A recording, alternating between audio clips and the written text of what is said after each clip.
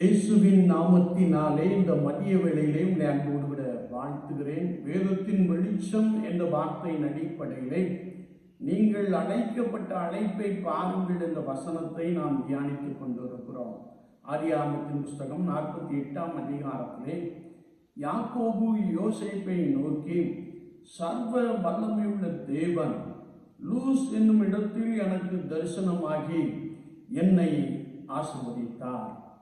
அவர் என்னை ஆசீர்வதித்த பொழுது, நான் உன்னை பலுகவும் பெருகவும் பண்ணுவேன், உன்னை பல ஜன கூட்டமாக்குவேன், நீ இருக்கும் தேசத்தை நித்திய சுதந்திரமாக கொடுப்பேன் என்று சொன்னார். அப்படியே ஆண்டவர் என்னை ஆசீர்வதித்தார்.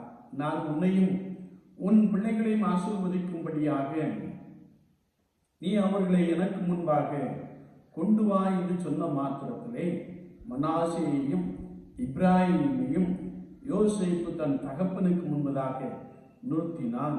அங்கே யாக்கோபு தன் பேரப்பிள்ளைகளை ஆசீர்வதித்தார். அப்படி ஆசீர்வதித்த பொழுது, உங்கள் பிதாக்களின் தேசத்திற்கு திரும்புவாய் என்று சொன்னார். என்னை கேட்டுக்கொண்டிருக்கிற என் அன்பு சகோதரனே சகோதரியே, ஆசீர்வாதத்தை சொந்தத்துக் கொள்ளும்படியாய் ஆண்டவர் நம்மை அழைத்திருக்கிறார். அழைத்தவர் உண்மை உள்ளவர். பரிபூர்ணமான ஆசீர்வாதங்களினாலே நம்மை நிரப்ப போதுமானவராக இருக்கிறார்.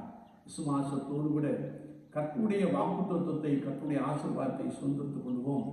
அவர் உங்களையும் உங்கள் சந்ததிகளையும் பெற்றோருக்கு உண்டான அந்த ஆசீர்வாதத்தினாலே பிள்ளைகளின் பிள்ளைகளையும் பலமாய் நிரப்புவாராக. ஆமென், ஆமென்.